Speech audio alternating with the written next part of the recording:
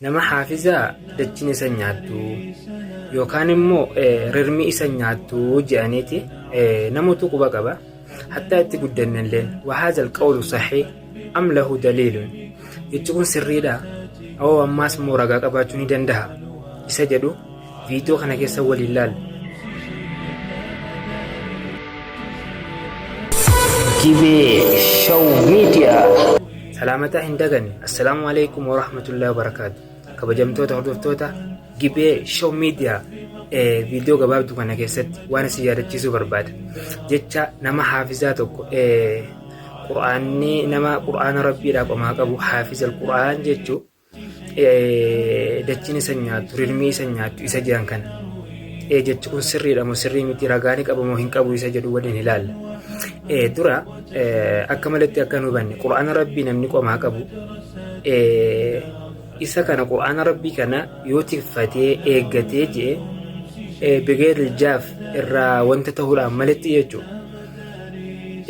Namni san fawwa min awliyaa illaahi subhaana jaalalloo allaha irraahi akkaanuu jechuudha min saadaati hin gurguddaalee nama rabbiin bira kabajaa qaban irraahi jechuudha namni hifzi quraanaa qabu.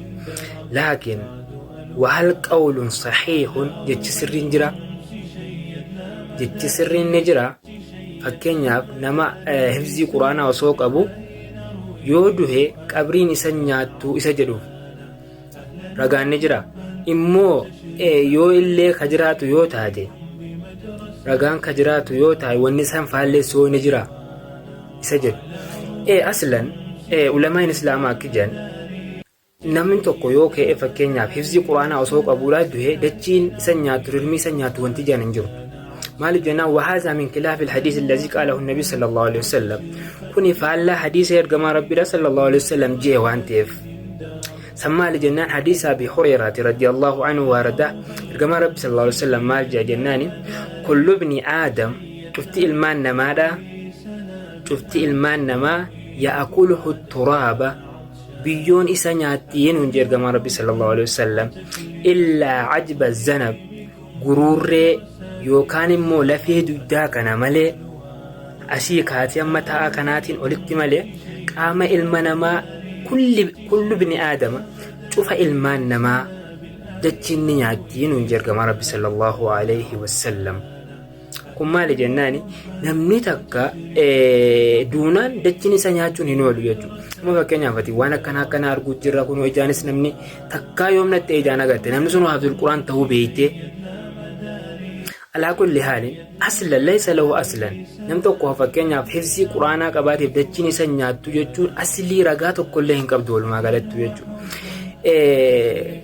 فكينا نمني فكينا في قرآن ربي كان قبو صدركا قبا ربي كان يبرت سبحانه وتعالى نعم صدركا قبات جندها ربي يبرت صدركاني قبا حروف سيدا حدود سيدا دانغا سي وهون داو تكفتيو تنكاكيس يوته ربين برتنا ما أكان صدركا قبولا لكن دجي كيزت مو ريرمي سنياتو دجيني سنياتو وانتجان ليس له أصلا قرانا في حديث كيسالين هندي تكاللهن قبو نمني دجين هنياتو جامية دبتا حديث كيسات ينبيو تقوها ارقما ربي صلى الله عليه وسلم حديث أبي داود كي إمام الألباني صحيح أبي داود كيسات سيوما سادحكك مال ننجا جناني حديث أوس بن أوس رضي الله عنه إن الله حرم الأرض على أجساد الأنبياء ربين دتشي كان حرام قد إجرا قاما أنبيو تأكسين نيان قاما أنبيو تأكسين نيان ربين دتشي كان حرام قد إجرا دتشي رتي حرام قد إجرا ننجر كما ربي صلى الله عليه وسلم.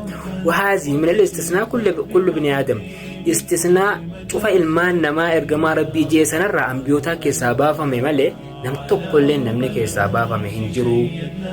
Haatuuli naafida yoo jiraate fakkeenyaaf ragaa kan kun immoo beeka amma sadarkaa nama hifzii qabu gobbuusoo osoo hin taane jecha ragaa hin qabne akka shari'aa keessatti hin fayyadamne jechuu barbaanneeti malee waan biraatii miti.